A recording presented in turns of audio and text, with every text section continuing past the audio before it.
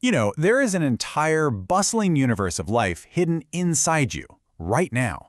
And this inner universe, it has a massive impact on pretty much everything, from your mood to your immune system. So today, we're going to explore exactly how to feed it.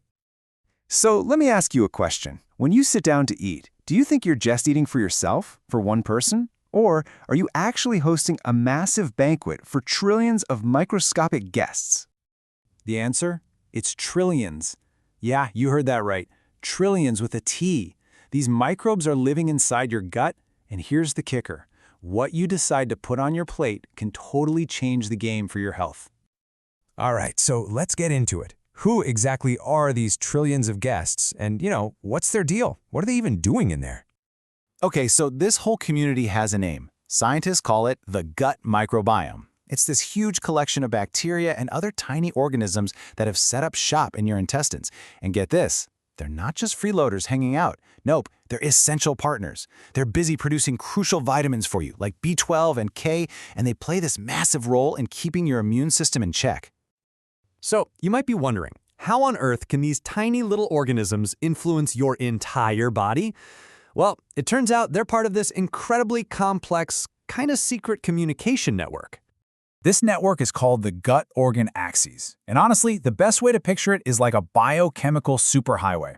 Your gut microbes are basically sending out these little messenger compounds that travel all over your body. These signals go straight to your brain, influencing your mood and how you handle stress.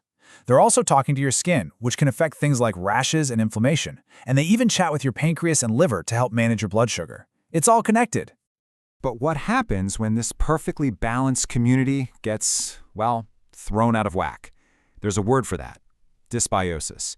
It's basically when your gut microbiome is imbalanced or disrupted, and it's one of the main culprits behind that sneaky, low-grade inflammation that can bubble up throughout your body. And here's why you really, really need to pay attention to this. That chronic inflammation, it's not just some minor annoyance. We're talking about something that's been directly linked to some of the biggest health challenges out there today. Things like type 2 diabetes, chronic stress, and even autoimmune issues like rheumatoid arthritis. So this all leads us to a fascinating dietary showdown. Some researchers at Stanford University basically said, hey, what if we could fix this imbalance and cool down that inflammation just by changing what people eat? So here's what they did. They ran a 10-week study with two groups of healthy adults. The first group loaded up on fermented foods. Think yogurt, kimchi, kefir, kombucha. The second group went all in on high-fiber foods like legumes, seeds, and whole grains. Now, both of these sound super healthy, right? But the results, they were not what you might expect. Okay, first up, microbiome diversity.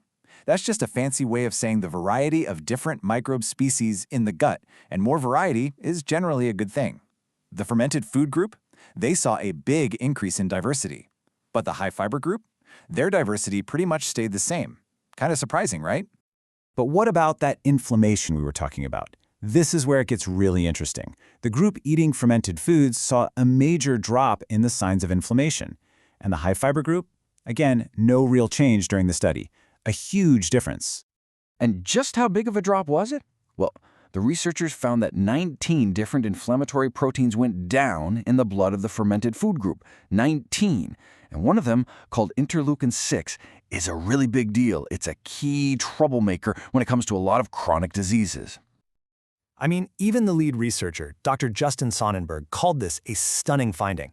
He said it's one of the first times we've ever seen how a pretty simple change in diet can totally remodel the microbiome in a predictable way. That is absolutely huge. Okay, so enough of the science for a second. What does this all actually mean for you? For your grocery list, for your dinner plate? Let's build the ultimate menu for your microbiome. When it comes to your gut, you've basically got two main tools in your toolkit. First, you have probiotics. These are the live microorganisms you get from fermented foods. Think of them like bringing in fresh troops, new allies for your gut army. Then, you have prebiotics. These are types of fiber that are basically food for the good guys you already have down there, helping your existing army grow stronger. So where do you find these probiotics? Well, you just have to look at what the people in the study were eating.